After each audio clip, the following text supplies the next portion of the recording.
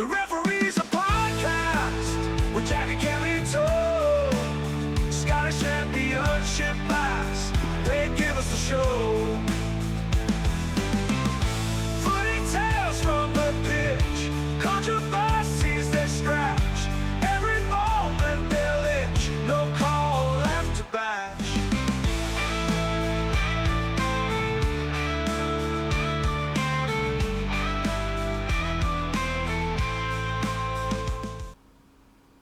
Here we go again. We're back for another season of the Referees a Podcast. I am Cameron Smith.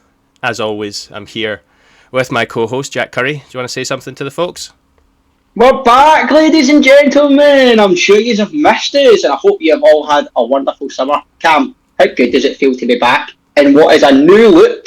That's exactly it. That's exactly it. I've just revealed to the folks there the new video format here. Now, I suppose if they've stumbled upon it on YouTube, they are already aware that it's... Well, I suppose it could have just been audio behind a picture, but here we are, folks.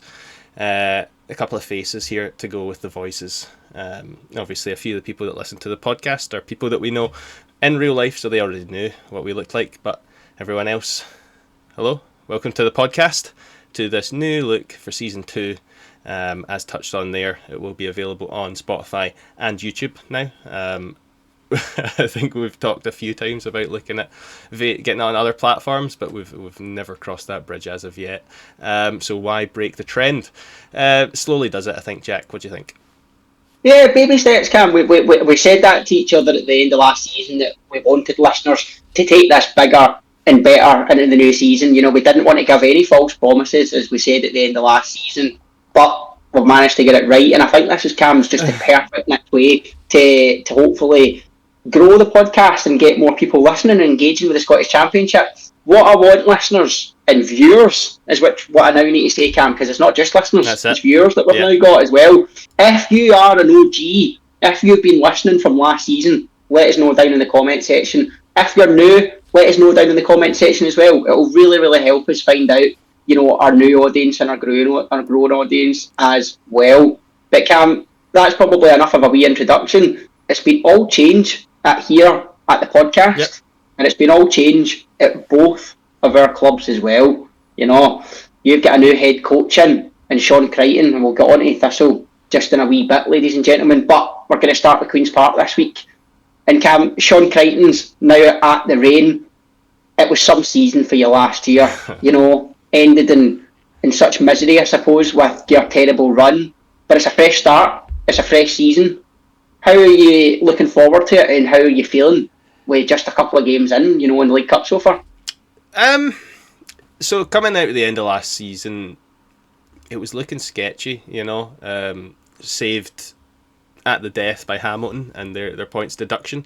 Beyond that, you know, Sir Willie Hoy pulled his funding. We were on an astronomically high budget of 5.7 million per year for the entire club's finances. That needs to be slashed down to 1 million by the end of this coming season. So, you know, there's a massive list of exits from the club, and you know, a handful of players still on contract remaining. Another 5 literal handful players getting offered a new deal, all signing on. So going into the new season, it was feeling, you know, like there was going to be something big happening, you know, in terms of not being able to rely on transfers and players coming in, and maybe more so looking to the youth team and tapping into, you know, that reserve league champions from last year, you know, some of those players. But it's actually been a lot more positive and a lot more interesting than you may have thought coming towards the end of the season. So like you said, Sean Crichton coming in, well, he was already at the club. He was part of the caretaker manager team towards the end of last season. Now obviously that you know, end of last season wasn't fantastic, but we made it, and you know, Sean was there. He was the reserve team manager, the B team, and they were obviously league champions. So fingers crossed that's you know, a positive there. Did you have any thoughts about the appointment when it was made? When the appointment was made, it was a really difficult one to judge from an outsider's perspective, because, you know, he's got no real experience, obviously, Sean Crichton, so what do you judge him as somebody that's got no experience? You go, that's a bad appointment, or do you kind of look at it objectively and go, well, there's tons of teams in our leagues that appoint managers with no experience. You look at Thistle with Dillon, and almost got us to promotion, etc. So it's not as if that option can never work. It's just always an eyebrow raising appointment. I think we can say. I think when you then put into the context, Cam, of what we were hearing a month or two ago, Queen's Park were having to save £4.7 million a season. I mean, where that was even going to come from, who knows? So I think we were preparing ourselves for Queen's Park are going to basically field a youth team this season, and it's going to be a miserable campaign. And I think when you've seen the players released from yourselves and the players that left, the experienced guys like Cammy Kerr, Zach Rudden, Jack Thompson, all making the move to the Premiership, it was really putting a question mark over yourselves. Yeah. You look at that first game against Spartans, tripping up, and then you look at the game against Brecon, where you've sort of steamrolled them. Of course, I think what I've kind of looked at this Queen's Park team and thought, it's going to take time. I think there's going to be some really good moments, and you're going to have some really bad moments.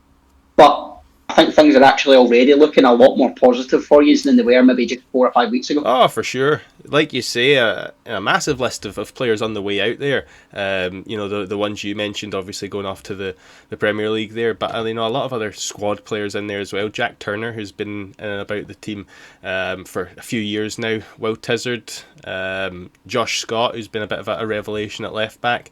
Sean Welsh, obviously, what has been getting on a wee bit, but sort of a bit more of a leadership in the middle of the park, a bit of an older, more experienced head. So to see all these players leaving, as well as obviously all the loan players that we did have building out the squad last year, it felt like an impossible task to fill the squad, and the thought that you were going to fill it with Keith. But actually, as each signing kept getting announced, it was like, oh, all right, okay.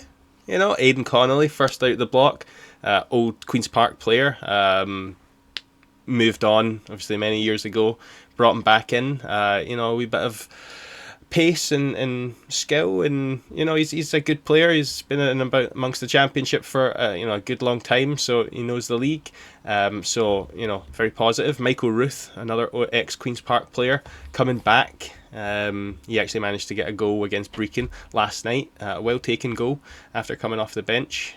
Someone who I've really enjoyed watching play so far in all the games that I've been to is Carlo Pignacello. Got him from Dumbarton along with Michael Ruth and Matty Shields. And Carlo's he's been a really good, solid player so far. So very pleased with the players coming in so far.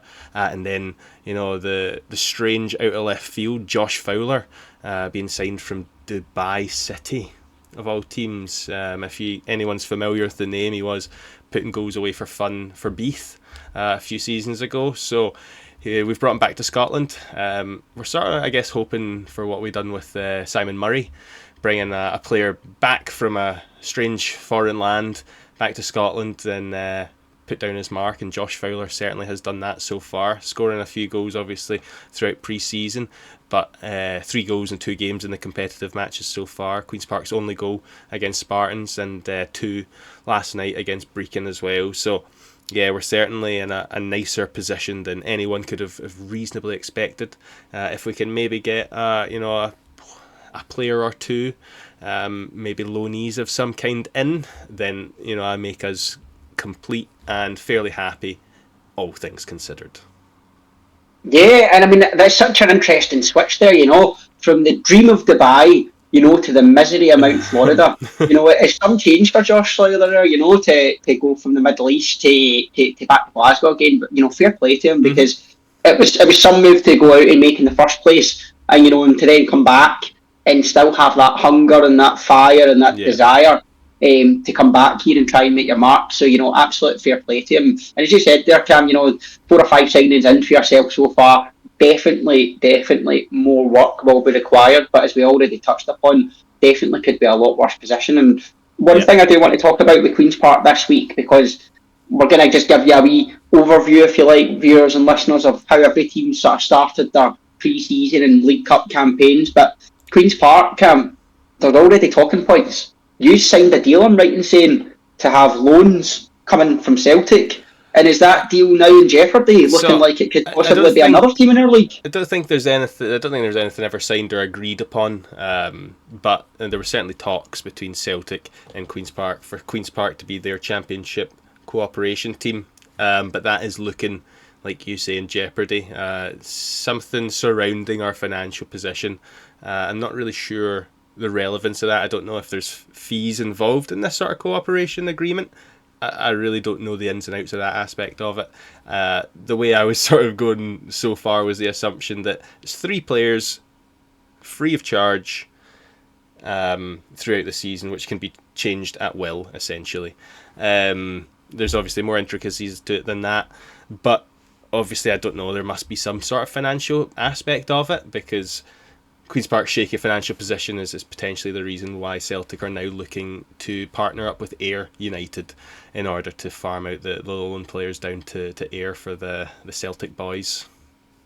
You know, which does make sense with the Scott Brown connection, and you know, I can see that. You know, so I suppose for a, you know, Thistlepan's perspective and everybody else in the league, it doesn't really change too much because one side are still benefiting from Celtic's loan players. However, I'd imagine for yourself it's quite a bit of kick in the teeth, because you'd obviously be hoping that's going to be you and not the chaps from down by the seaside. Yeah, well, I mean, you always want to have, you know, if you're going to be getting some loans in, you always want to make sure that you're getting the best loans. Now, it's not to say necessarily that the Celtic loanees going out are the best players out of all the, you know, the teams with good young players that are going out on loan. But yeah, you never like to see your rivals getting what is potentially the best young players in the country. So that's obviously not always been the case, and not every player that we've got from, say, Rangers or Celtic have been, you know, standouts and particularly setting the world alight. So, you know, you win some, you lose some. This one, Queen's Park seem to have lost. But I don't think anything is decided or agreed upon yet, so, you know, it might just be fancy journalism, but you don't really get crazy journal stories in the Scottish Championship, do you? You got to imagine that most of the things being reported on is presumably fact. Yeah, it's an interesting one. You know, listeners, if you do see any wacky or interesting stories, then always do put them on our radar, and we love to discuss and see all of these things on the podcast. And Cam, as you said, it's something we're always hungry for, isn't it? More information, more rumours. You know, give us some more content for the championship. It's what we deserve. I suppose one thing I'm going to ask you before we maybe move on from Queen's Park in this first episode was, last season was a really interesting one, right? In terms of being a football fan. Mm-hmm. You know, it's that classic. Would you rather, you know, basically get relegated and have such dire league form in order for some cup success? Or would you throw the cup success out the window in order to have a pretty good league campaign? So I'll throw it to you this way, Cam. Would you rather see Queen's Park have a good season in the league and finish in the playoffs? Or would you repeat last season again and be clinging on with your fingernails, potentially have that another glorious moment at Ibrox? Well, first off, I don't know that necessarily the reason for our form last year was cup related. You know, it's not like the Champions League where there's a crazy vast amount of extra games. Get what you're saying, as a hypothetical. No, I wouldn't. I would rather have decent league form. I wouldn't even care about playoffs. See if we could just finish 5th or 6th place. But, you know, that's known that we're going to be at least 5th or 6th place before the last 3 or 4 games of the season. That's all I want. As a Queen's Park fan, all I want is to know that we're safe before the last day of the season, you know? You know, we've had our moment in the sun. We've been to Ibrox. We scalped them. We took, you know, for what those players, you know, more than the cup, you know, that win was bigger. And it wouldn't be the same to do it again, you know? Yeah. It was a perfect moment. The pinnacle of our football careers, and I'm happy with that. So no, I would certainly take just a cushy mid-table finish. That'd be lovely. No, I totally respect that and completely get your understanding. And what I've taken from that is you'd quite like Queen's Park to be Morton this season. Ugh, So don't I say think that. that's quite a nice place to end our Queen's Park segment on week 1, Cam. I don't like that at all. But that takes us nicely into my side, Thistle, Cam. And I almost want to say, I kind of feel like the same as you Yeah. in terms of, if you asked me how I was feeling about 4 or 5 weeks ago, I would have said, not looking forward to this Yeah. season one bit. You know, we've lost our best, couple of players, we've lost experience, nobody's coming in. We're hearing from the club that it's going to be youth only this season, that it's Yeah. going to be a tough one if you're a Thistle fan. However, forward on 4 or 5 weeks, Cam, I think slow and steady is winning the race in terms of signings for me. I mean, let's address the elephant in the room. Yeah. Brian Graham's gone. He's gone. There's no getting away from that. He's gone. He's gone. It's happened now. It was a good wee bit ago. He's already, putting the number 7 shirt on for Falkirk. He's gone. Forget about it. Bannigan, though, one of the longest serving players at Thistle in a long, long, long time, is away as well to Ayr United, Cam. Yeah. Following in the footsteps of David Mitchell, which favourite I'm less goalkeeper. disappointed about. Yeah. No. Exactly, my You love favourite him. goalkeeper.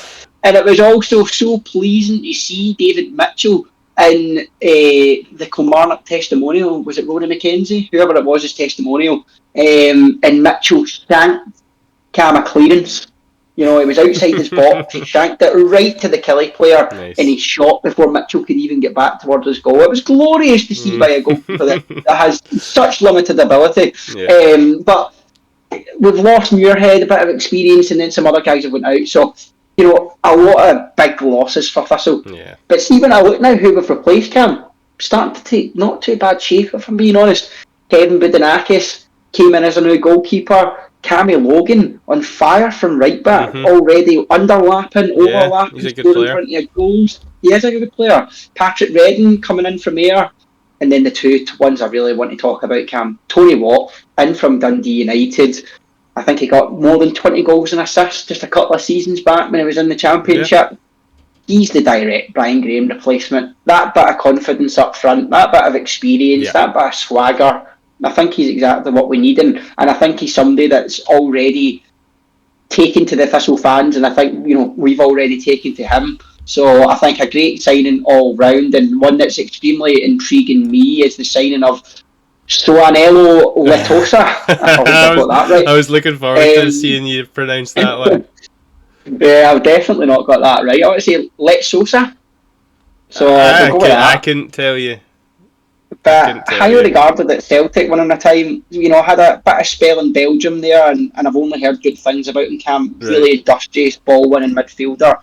A direct Stuart Bannigan replacement by the sounds of it. So, as I said, slowly but surely, don't think this is going to be quite as miserable a season as what I first thought it was going to be.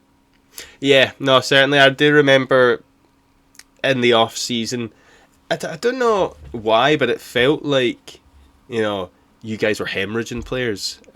I don't know if it was just the way I was perceiving it, or I just felt maybe because it was a few over, just like a week or so. But it felt like you were hemorrhaging lots of huge, big players. But see, when I look at your ins and outs here, it's not that big.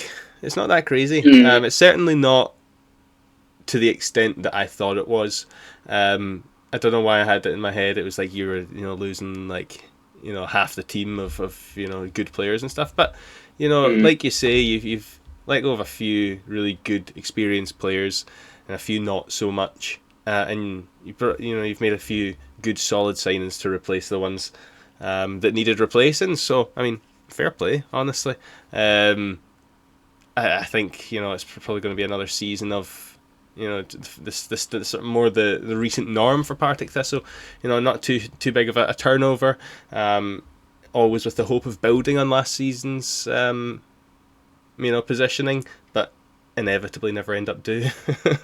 Yeah, I mean, I can see he's finishing the playoffs again. I think if you gave me fourth place again, I would take that right now. Yeah. I would take another happy, successful playoff pushing campaign. That's not to say, Cam. Oh, would you take a nice good finish in the playoffs? Would you take that? Oh, that's good. Yeah, absolutely. I'd take that. I mean, the Thistle, we should be top flight, so I'll take that minimum. But where we were looking just a couple of weeks ago, it might not be the worst place. But what I was going to say, Cam, is as you said, looking at our squad, Thistle had another 2 or 3 really solid players. You just never know. I'm not going to get ahead of myself at all, so that's all I'll say, but could be worse. Could definitely be worse. And you look at the first couple of games, away to Edinburgh City, 4-1, 2-0 at home to Stranraer, signs we should be beaten, but see, at the end of the day, we beat them. This time last season, lost at home to Clyde.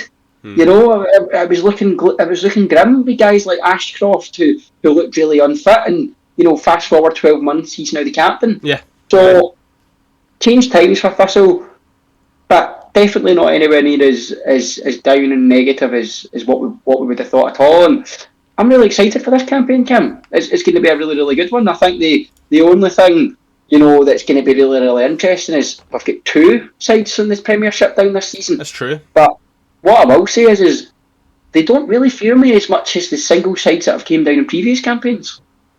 Yeah, I'd agree with you on that. Although I will say, when we were talking of Livingston coming down last year, we weren't particularly complimentary of them.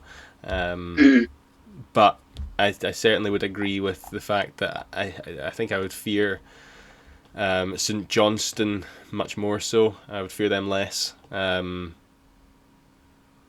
County, I think it's that trip up to Dingwall, isn't it? That's the the potential pitfall with them.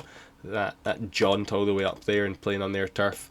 But it's nice to get a good long away trip again. Obviously the championship map last year was, everywhere was within an hour and a half or so of Glasgow. It was all within just that little strip in the middle of or sort of the lower portion of Scotland. So certainly nice to get that long away trip back up north, up to Ross County, and a bus day, getting absolutely leathered. Love it. Absolutely. And the other one that I'm absolutely buzzing for, Cam, to have back is Arbroath. Yes, always. We've somehow managed to swap Hamilton for Arbroath, and Hamilton have somehow managed to swap Hamilton for Cumbernauld. Yes. So, it's absolute win-win all round. I think really for us, the fact that we do not have to go to Cumbernauld and we can go to Arbroath instead. Too right. That is joyous. Too right.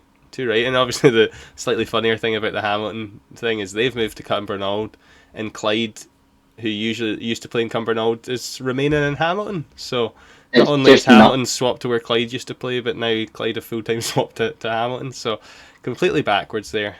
Thankfully, like you say, we're not going to be subjected to that. And, Hamilton are obviously down a league, dealing with their own stuff.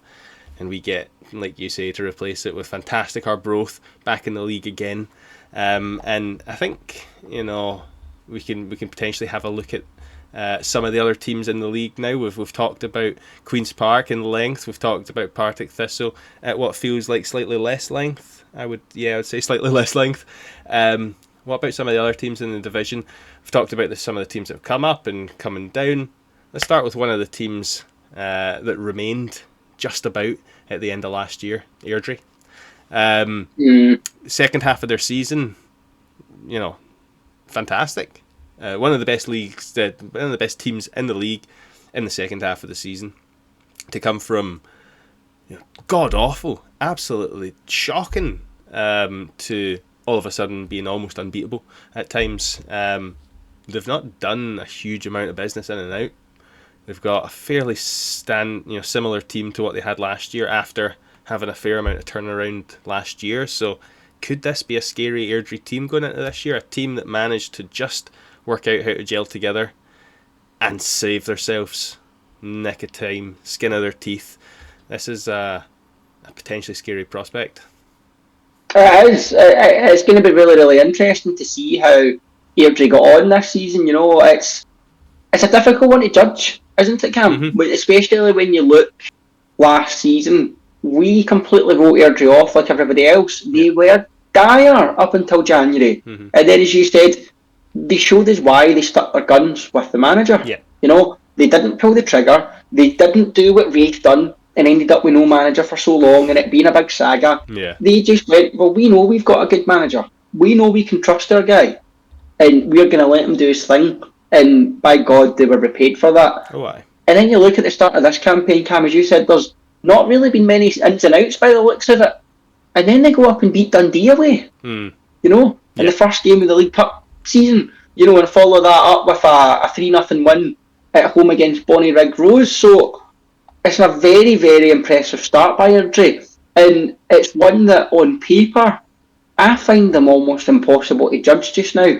Because on paper, they shouldn't be up anywhere near the top half of the league, in my opinion.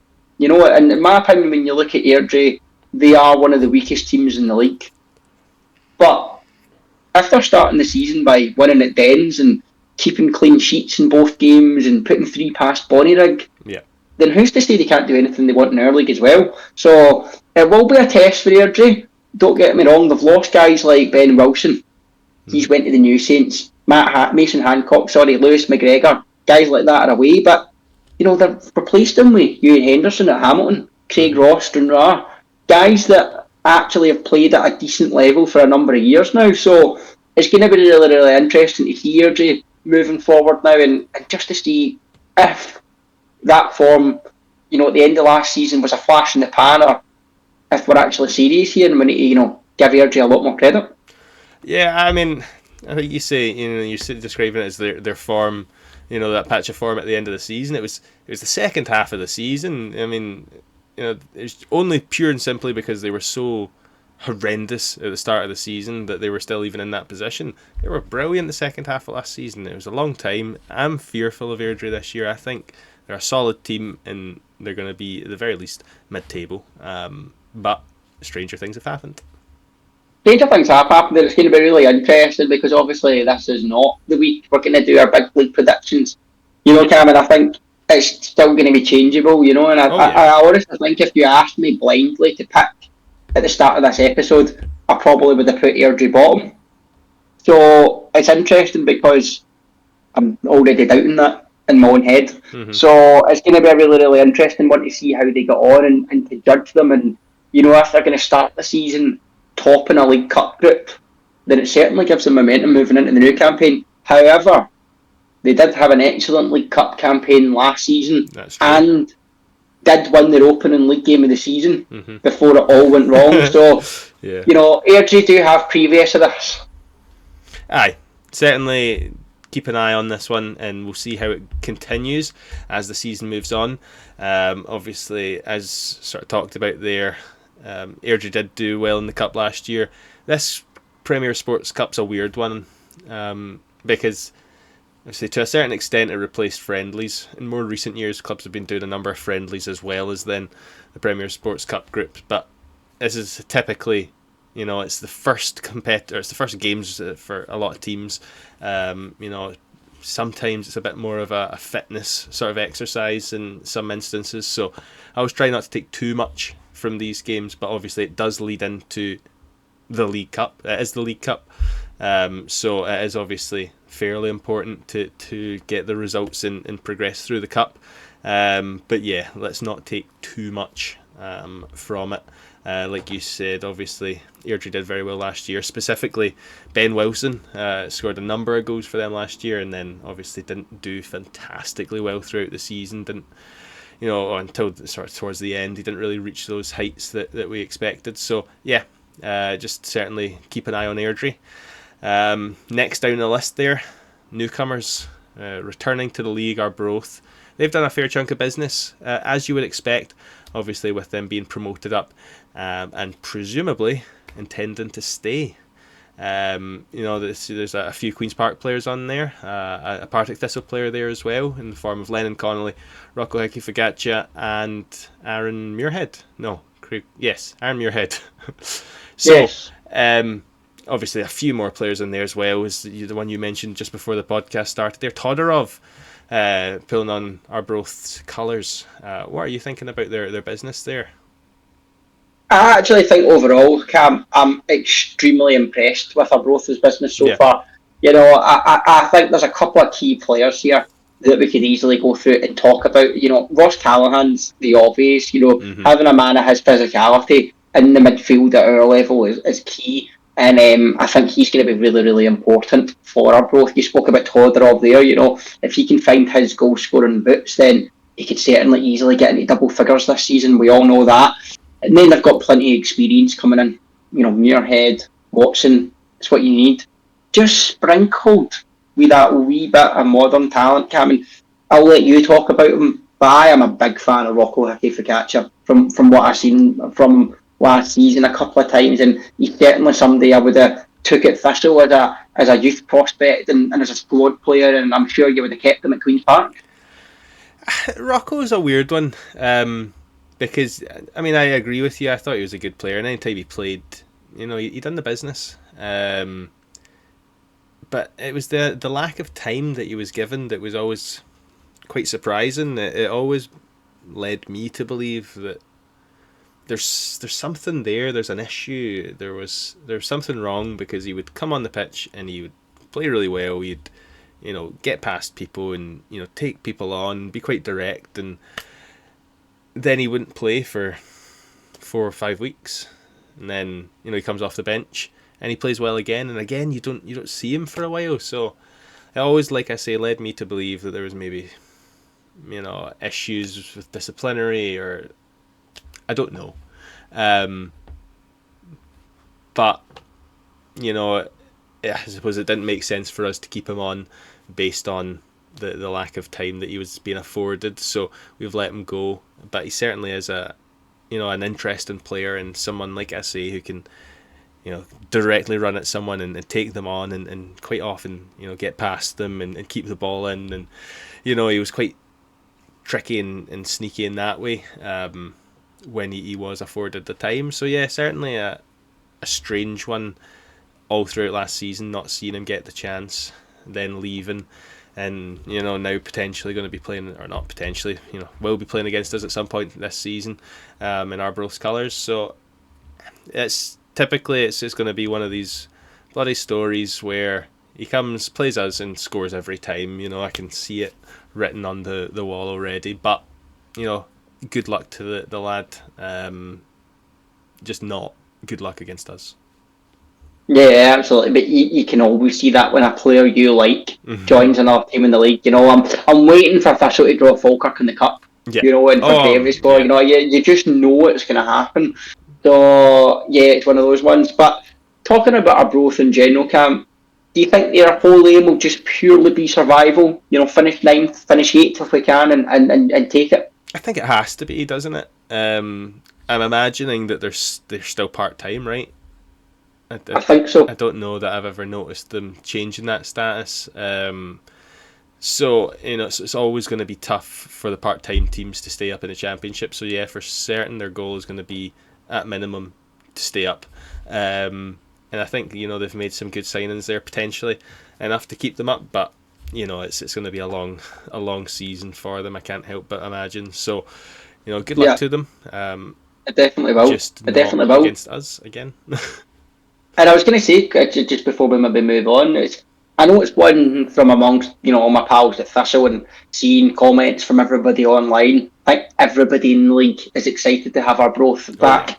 Yeah. Where does it rank for you in away day going up to Gayfield? It is right up there. It really is. Top 5 doesn't sound that great, but it's definitely in the top 5, potentially top 3. I've never considered an official ranking system, but definitely top 5, good chance of top 3. Maybe that's one we'll need to do as a special segment in one of our episodes, is give our top 3 listeners. Now, listeners and viewers at home, let us know in the comments below, where do you put Arbroath in your ranking of away days, and if you've got any cracking stories from up on the East Coast, and certainly do let us know in the comment section below, Cam.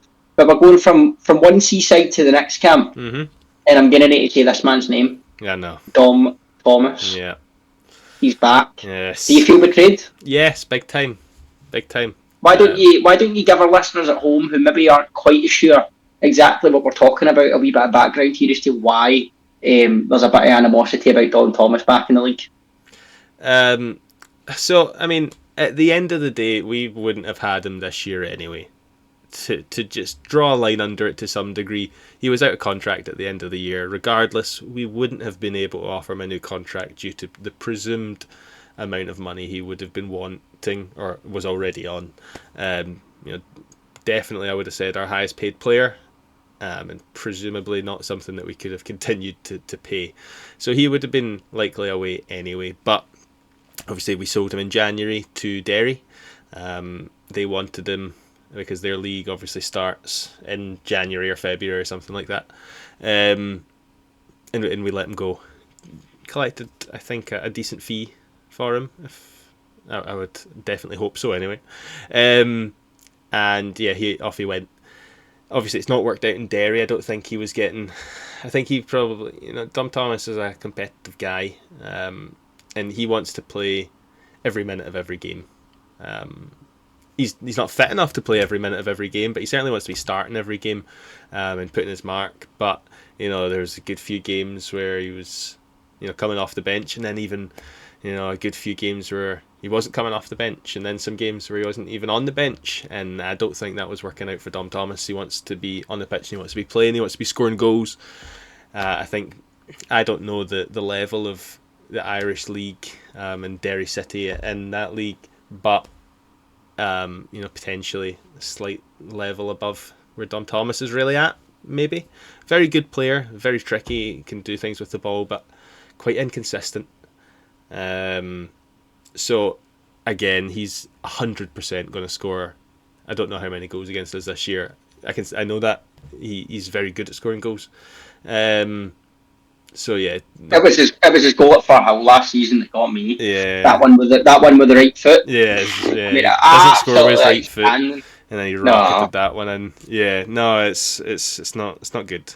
It's not good. No. I just have that hope in the back of my head that, although I know that Dom Thomas is a player that opposition fans never like, I certainly do hope that he is the type of player who would not celebrate scoring a goal against his former side, Queen's Park. But I just have this thing in the back of my mind that he 100% will. I think he's the type where not only would, but he'd make sure he rubs it right in. Yeah. That's just the impression I get. And Dom, if you're listening, that's not a knock on your character at all. I actually love that. So, aye.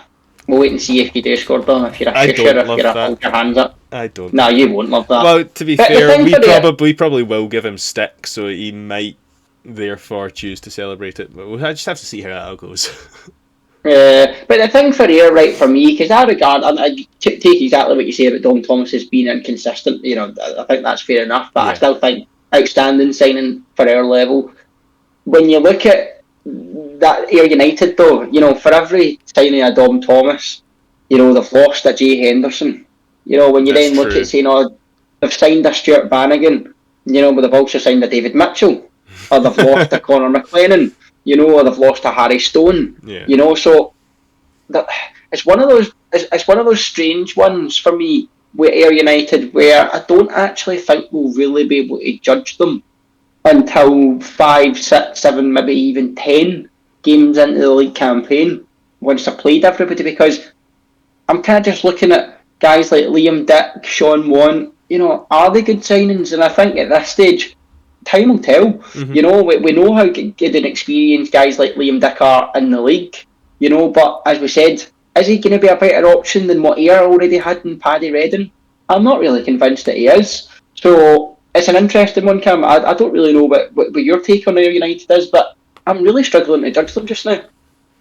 I think Ayr are potentially, in terms of the way I'm looking at it, in potentially a similar situation to what we were saying with Airdrie, where I suppose Ayr have a bit more going out than Airdrie had going out in terms of all the loan players that they had as well last year. Obviously, Jay Henderson being the main one there, he'll be a huge loss for them. But obviously, Dom Thomas can produce some of the magic. Bannigan's going to be solid, and I think Liam Dick is he's a good left back. He's going to do a turn for them. There's no doubt. They're still fairly well managed. I don't know if the jury's still out on Scott Brown, but I think overall he's doing a pretty good job. They finished well last year, if by the end not really in contention for anything. They're a weird one. I think they'll still score highly come the end of the season, and most likely be somewhere in and about the playoffs. They certainly, I would say, don't have it about them to go on and win the league this year by any stretch, but certainly be in and amongst it for a good while, I would have thought. Yeah, definitely, and I think Ayr United, not traditionally a massive club in Scotland. I would say a very traditional club in Scotland. Everybody will know Ayr United, but not a massive club in Scotland. But I think they're trying to grow themselves. We've seen that over the last couple of years with work to the stadium. The ambition of some of the signings we've seen. And I think that's something with Scott Brown is he's still very much a work in progress, just like Ayr United as a club are still very much a work in progress.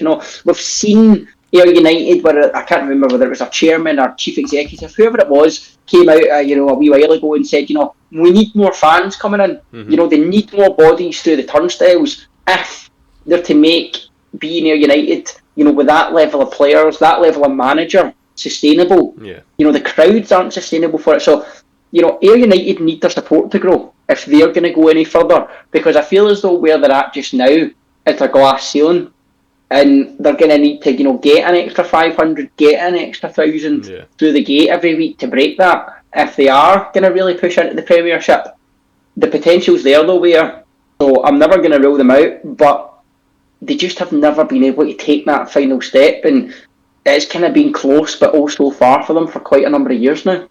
Yeah. You keep on thinking, that Ayr are taking this leap forward, but they are also fairly inconsistent. If I was to describe them as anything over the last few years, it would be that, where for a period it's like it looks like they're unbeatable, and they're just gonna fly away with it, and then all of a sudden they don't win for a month, and it's like, wow, right, okay, well that sort of does that idea in. So yeah, I think they're going to be dangerous. I'm not going to look forward to playing them, but yeah, as I said, don't think they'll be pushing too hard for the league championship this year. No, completely agree, and that takes us on to another side in black and white, Dunfermline. Yeah. And we've spoken about, I'm going to start here by talking about Lennon, because we spoke about Scott Brown there very much being a work in progress.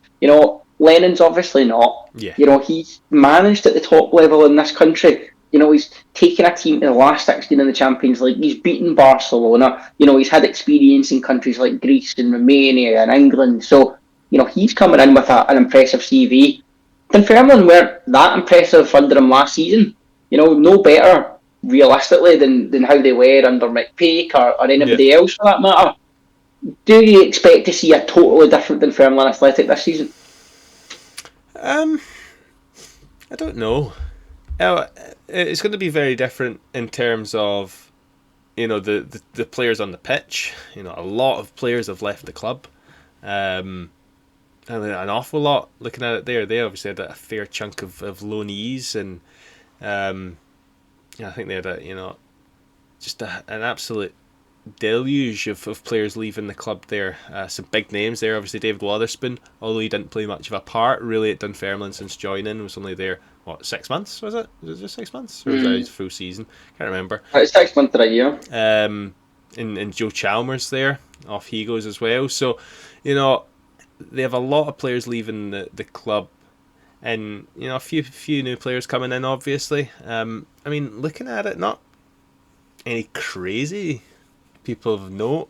Not anyone that's initially jumping out to me as Wolft, right? That's a player right there, So I will see. Obviously, like you say, Lennon is a proven character. He knows what he's doing. So if anyone is able to get the best out of these players and playing in the Championship, I think it could potentially be him. He certainly knows how to be a champion, and that's half the battle. Just having that mindset. So. He might be able to turn them into a fighting force, but obviously the Dunfermline we saw last year, even after Lennon came in really to a degree, they weren't setting the world alight. So they were so toothless. Toothless, weren't they, Dunfermline? Yeah. It was almost verging on embarrassing how many few goals they scored last season. It was less than a goal a game. Mm-hmm. And if you're scoring less than a goal a game as a whole team, yeah. They didn't really deserve to stay up last season, in my opinion, but somehow finished 7th. It's crazy. Yeah. So it's absolutely nuts. So I think the interesting thing for Dunfermline, at least from my perspective, Cam, right, I've seen Dunfermline linked with a whole host of players. Guys that like Miles Roberts. Best keeper in the league for the first half of the season last season when he was at Thistle. Dunfermline have already tried and failed, I'm sure, to get him this season. Right. So I think Dunfermline are really putting themselves out there and really going for who they want. I think the real test will be whether these players actually want to come to Dunfermline. Yeah. Because I think they have the ambition. I think they've got the manager. There might be a wee bit of money there, but sometimes all of that's not enough. And sometimes all of that you can try, but if somebody just looks at the club and goes, "Don't fancy it," then you're not going to get anywhere. So I still think a lot of work needs done in Dunfermline, but they're maybe going to be the surprise package in the league this season. One thing, Cam, and I don't know if you've noticed this, and it just has made me laugh and put a wee smile on my face, is the signing of Alphonse Amadi from what I can only imagine is September Sofia. Yes, I don't which that. I just think that is absolutely outstanding. Yeah, the Sheffield Wednesday of Romania. Yeah. Bulgaria, sorry, I should say not Romania, Bulgaria. I did notice the Septemvri as well, and I thought that's an Septemvri Sofia. But just to come back to what you were saying there, I think based on all the things that you said and a few other factors, I think Dunfermline is potentially one of the more attractive clubs in the division to someone looking in from the outside. Previously a Premier Division club, looking to obviously go back up. They've got Neil Lennon at the helm. I think they do have, is it rich American owners or owners from somewhere? I don't know how much money's being pumped in, but I'm sure they do have rich owners. Because they got rid of the Germans, didn't they? Yeah. The Germans went last year, they got the new ones in. And as you said, aside from Falkirk, they had the highest average attendance in the league last season. And that's going to be my next point. Yeah, really well followed, really well supported. I think pound for pound, potentially the best prospect for players who maybe haven't followed the Scottish Championship in the last year, and obviously being that they were even further down the year before. Looking at the way that Dunfermline would maybe be able to package themselves, I think they could presumably sign better players than most of the other teams in the league. So if there's the money there, I think we'll see some players coming in, or potentially we'll see that the players that they have brought in there are good enough. But obviously you highlighted that they were toothless last year, couldn't score very many goals to save their lives, and only one of their signings coming in there is marked as a forward. That's Rory McLeod, who's coming from Dundee United. So maybe the issue was the creativity in the middle and the supplying the forwards, but they've certainly got to do something about scoring some goals. Definitely. I mean, the one thing they have tried to do, which I can't believe I've not mentioned until now, is obviously they went and tried and signed Dylan Easton from Wraith Rovers. And that got rejected. Yeah, and I think it was last week, Cam. Anybody listening or viewing this, Wraith Rovers put out an absolutely stupendous statement of absolute taking the mickness, if you like, because there was swirling rumours building for a couple of days. I could see online, Dunfermline have bidded for Easton. Easton might be going to Dunfermline. Wraith fans, as you can imagine, absolutely losing their minds.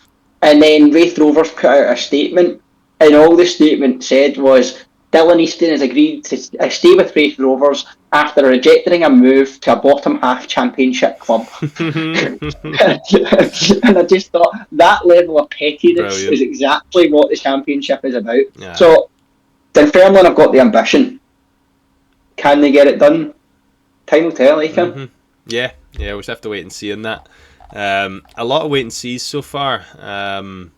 Potentially one that's slightly less wait and see, being that we know that they're going to finish in 5th or 6th next year, is Greenock Morton.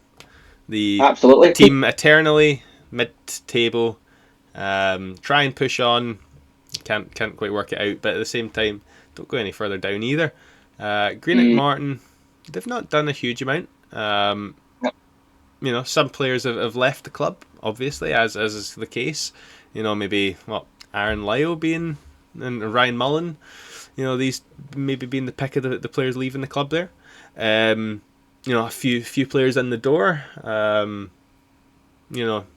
Jackson Longridge from Hamilton with a wee bit of championship experience. All the rest of the players coming from outside the league, so a bit of an unknown quantity for the most part. Morton, obviously, their team last year was fairly solid. Obviously, as it is every year, for the fact that they always finish roughly mid-table. It's hard to say. 12 wins, 12 draws, 12 losses last year. Yeah, 12 goal difference, and Yeah. after scoring 24 goals and conceding but it was they done well. They done fantastic. Yeah. And again, this is not right. I hope any Morton fan, because I know there's a couple of really passionate Morton fans, listen and tune into the podcast. I don't mean to disrespect Morton in any way when we say that we know they're going to finish 5th or 6th. And that they're not going to finish it. That's a compliment. Again, I go back to Ayr United. Morton are not a big football club. They don't have the infrastructure, they don't have the budgets, and they have been in the lower leagues, for a long time. I remember even Morton in the 2nd or 3rd division. But what they do have is a bit of bottle. What they do have is a bit of fight, especially under Dougie Imrie. Love them or loathe them, you got to kind of respect them now at this stage, because he's actually done just quite a decent job with quite a rubbishy wee, set of players at times. Sure. So this might be his biggest challenge, though. It just might be the biggest test last season. They didn't have the biggest squad, Cam. Mm-hmm. We've seen at times they were down to 2-3 subs. Yeah. That's all they could name, but they got through it. It's whether they can fall as low to a place like that again and get away with it. I'm not so sure. I'm not so sure. There's not a Hamilton that are going to get a points deduction this season. No. There's not a Dunfermline that are going to score less than a goal a game, you'd imagine. There's not a Queen's Park that are only going to win, one game after January. So, for Morton to do as well as they have done in previous seasons, Morton are going to need up their game a lot for me this year. Mm-hmm. Yeah, well, I mean, I think, there's potential for all of those things to happen again. I think potentially certainly the issues facing Scottish football in terms of a financial standpoint at the moment could certainly lead to countless teams over the next few years potentially getting points deductions or worse. Obviously what happened with Inverness and Dumbarton last year, that was obviously monetary based. Hamilton's was, so I was going to say it's less or so monetary based, but it wasn't really. It was unable to pay the players. I think looking at the economy, this is going obviously wider than football. It's getting tougher. So I don't think it's out of the realms of possibility to think that a team in any division, potentially maybe not the top league, but facing a Hamilton style relegation in any season coming up. But I do get what you say. None of these teams can count on that being guaranteed for them. You can't go into the start of the season going, right, okay, as long as Arbroath go out of business this year, then we'll be safe. So yeah, you've got to definitely prepare for the, what is it? Plan for the best, prepare for the worst. Exactly, and we don't want to see. We do not want to see what happened to Hamilton happen again. We do not want to see players not being paid. We don't want to see teams having financial difficulties. We don't want to see points deductions. I want to see the Scottish Championship and all the teams in our league, thrive to the best that we can, and all do well to a certain extent. So fingers crossed we don't see that, Cam. But you're right. It's such a difficult place to be just now. If you're a football fan, I'm sure you are listening to this, going, yeah, it's difficult. Putting your hand in your pocket, going home and away every week. And adding into the mix, you do have a Ross County to go to, you do have an Arbroath to go to, or if you're a Ross County fan, you've got a 4-hour journey every week to make. Yeah. So it's a difficult one. So anybody who follows your team home and away this season, already give yourself a big pat in the back, because it's fully deserved, Cam. We're going to go on though to 3 teams that will probably be in the top half of the league come the end of the season, and we're going to start with Wraith Rovers. Okay. As I said, they've kept kept Dylan Easton, Yeah. which is just absolutely massive. I think we could go back and forth. For me, he's easily in the top 5 players in the league. Mhm. When you look at his numbers, his output, even just the fact that if he's in your team, you love him. If he's not in your team, you hate him. He's one of those players that everybody has to have, and such an asset not only to Raith Rovers Yeah. but for the league as well. You look at who they've added though, Cam. Paul McMullen, outstanding signing. Josh Ray making that move permanent from St Johnstone, and then a couple of unknowns from the English lower leagues, and a wee backup goalkeeper from Elgin in there as well. I think pretty solid business from Raith Rovers there so far, and they've lost a couple of players. But I was looking at their outs. Every single one of the players that they've lost, except maybe Jake Nicholson, because I'm not certain who that is. I can't place who that is. I think every single one of the players that they've lost would still play as part of their first team. Yeah. Ewan Murray, Kieran Freeman, Aidan Connolly, Sam Stanton. Dabrowski, obviously. Dabrowski, like each one that I looked at, I was like, oh right, they lost him. Oh man, they lost him. So yeah, a couple of good signings and, like you say, a few unknowns. But I think they've lost a good chunk of like the core of their squad there. Yes, they've kept Dylan Easton, but is that at the expense of some of these other players?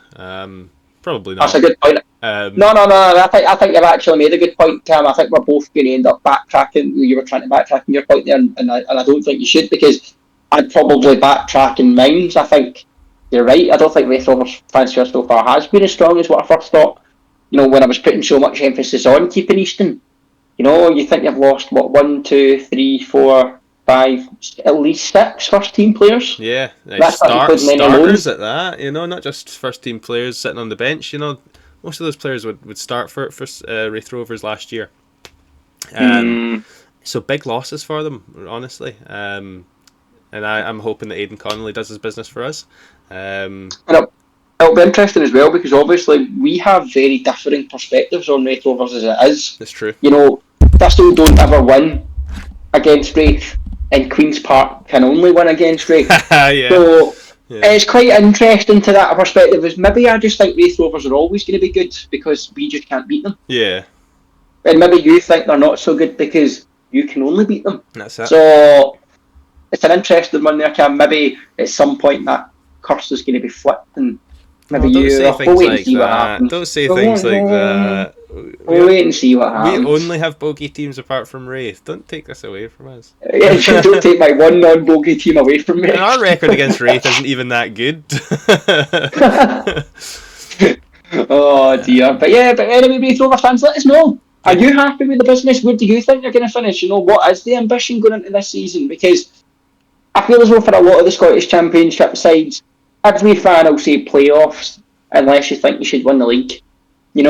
Nobody's really going for a mid-table finish. It's playoff at minimum. I mean, I did start this playoff podcast spot. by saying I would love a mid-table finish. I Well, don't that want is true, anything actually. more than that. Yeah, no, but we're in That a is tough true. spot.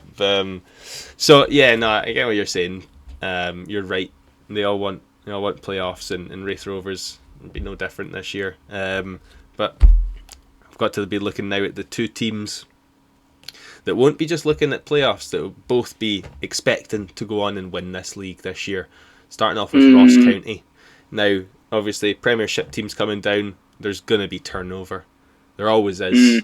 A lot of players don't want to remain in the team and play in the division down. A lot of them will have, relegation release clauses, all that sort of gubbins. So there's always got to be a bit of rebuilding when teams come down, and these teams are no different. Now, obviously, in terms of football, I only really watch Queen's Park and Liverpool on the side. So I couldn't really tell you too much about Ross County and St Johnstone's seasons last year, or their teams, or obviously I see names and stuff and recognise them here, but I don't know the ins and outs of how the players that they've lost are really going to impact them. So I'm not going to just try and guess my way through it and say, oh, look, there's Ricky Lammy away. I know Ricky Lammy.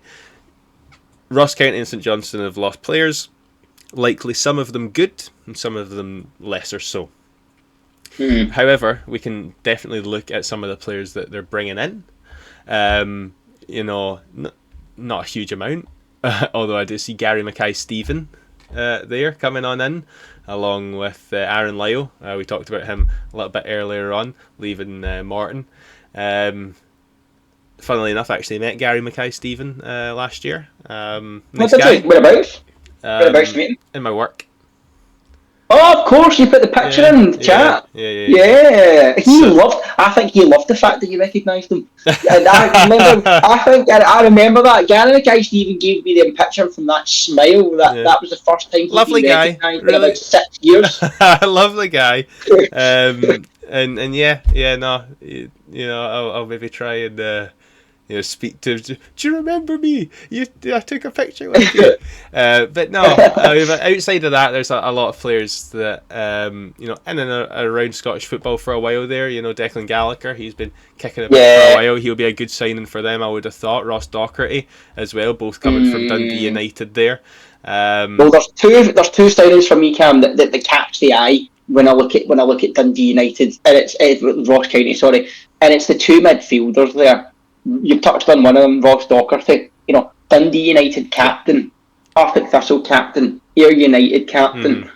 He is a born leader. Yeah. He's won this league. He is just a winner.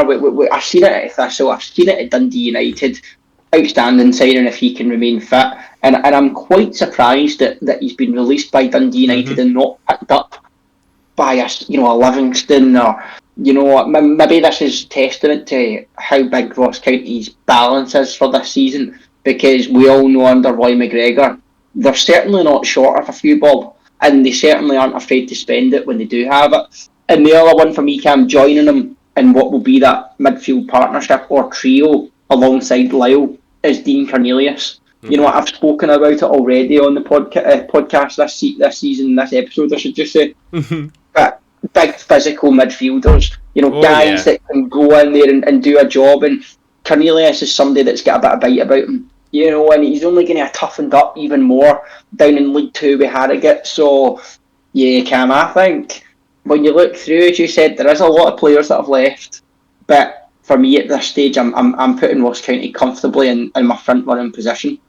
I must say, over St Johnstone, which we've all got on to. And I think when you look at St Johnstone just now, they have lost a hell of a lot of players. Oh yeah. When you look at and some fine, and some you would say with St Johnstone, you had to get rid of them. They were never going to be good enough. But some of the players that St Johnstone had in the Premiership last season, I thought were all right. And I thought at times when they were under, who was the manager again with the earring that came in near the end of the season, but when they were under such for him, I thought they played well. When they had guys like yeah, exactly. Kimby Oka played well. They had different guys like that, but it just never worked out for them. Mm-hmm. When you look at who they've brought in, it doesn't really excite me. Yeah. There are some solid Championship players like Definitely. Sam Stanton, Yep. Jamie Gullen, Boys, Baird, but none of them are Championship winners. None of them are really getting you that excited, in my opinion. So at this stage for St Johnstone, I'm certainly not going to say they're going to have a terrible season and they're going to be really, really struggling. Yeah. Because I don't think that. But do I really think that St Johnstone are going to be going out there and having the best season imaginable? I also don't really think that either. Yeah. So it's going to be interesting, Cam. I don't know what your take is on it. I'm in agreement with you. They have, looking at it, potentially maybe excluding Queen's Park, the biggest amount of outgoings, potentially more, biggest amount of outgoings there in the league. And some players coming in, but I'm fully in agreement with you. I'm not looking there and going, whoa, man, look at all the signings. There's these good signings, wow. It's fairly tame stuff. And, like you say, solid Championship players. Maybe, the core of the team that they still have remaining are, really good Premiership level players. And all they need is to top it up with Championship regulars, Hard to say, but no, I'm certainly with you there in terms of from the two coming down, Ross County 100% being the stronger candidate and potentially most likely to just go on and dominate the league, maybe more so than we've seen in previous years from the teams coming down from the division above. You know, sometimes, don't get me wrong, Dundee United sort of managed to pull away in the end. But, you know, Dundee the year before that, certainly, that wasn't the year before that, was it? It was the year before. Yeah, Dundee. No, we had Dundee that year. You're right, Kelly. Just the year before that. Dundee United and You Livy.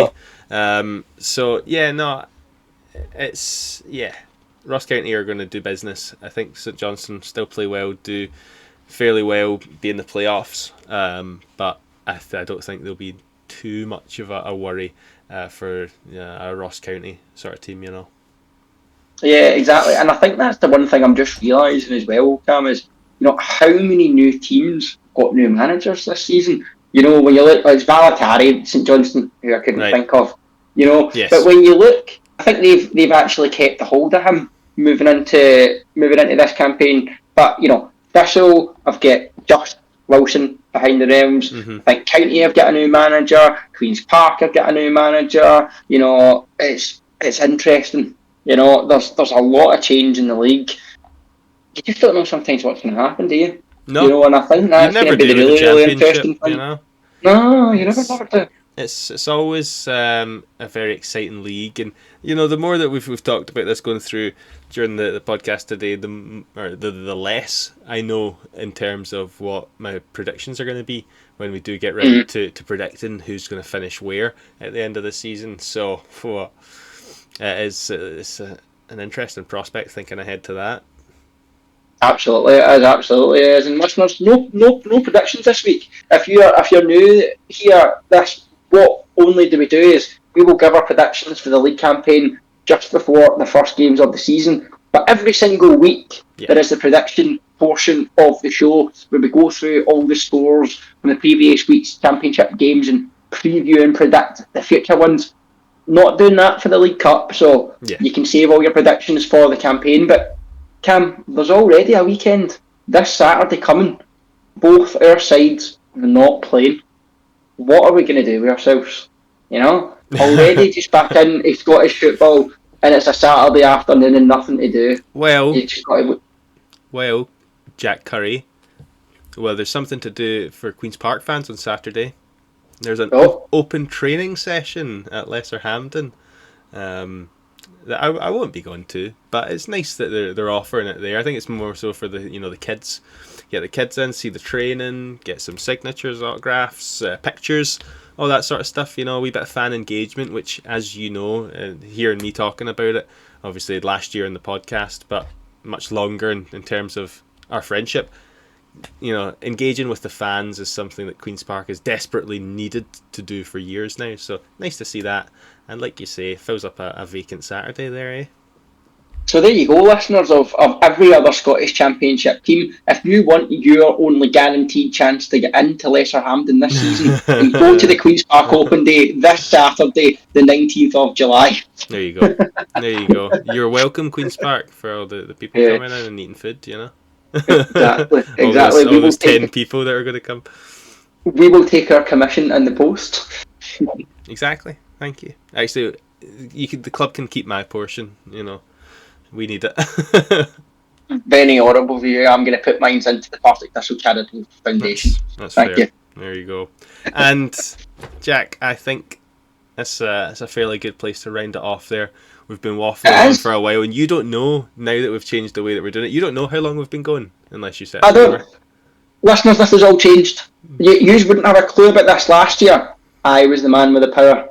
I was the man in control of the recordings. I've done all the edits. But this is video now. This is 2025, Cam. And you can't You're the man with the power. You don't have you don't have that. You know? I'm still stuck in 2024. You're still on the radio, and I'm moving on to TV. Exactly. I'm still on print, and you're on full animation. So, listeners and viewers, you can bear with us in terms of, you know, issues or quality or X, Y, and Z. If you have a problem with the way it looks or sounds, let us know. We'll do our best to remedy it and fix it for the upcoming podcasts for the season as it goes on. There will be teething problems. Fully, 100% expect that now. But we'll do our best to keep up and sort them out. But Season 2, Episode 1 of the Referees a Podcast coming to an end. Thank you all very much for watching and or listening, and we'll talk to you all next week. Been an absolute pleasure, listeners. Have a good one. Catch you next week. See ya.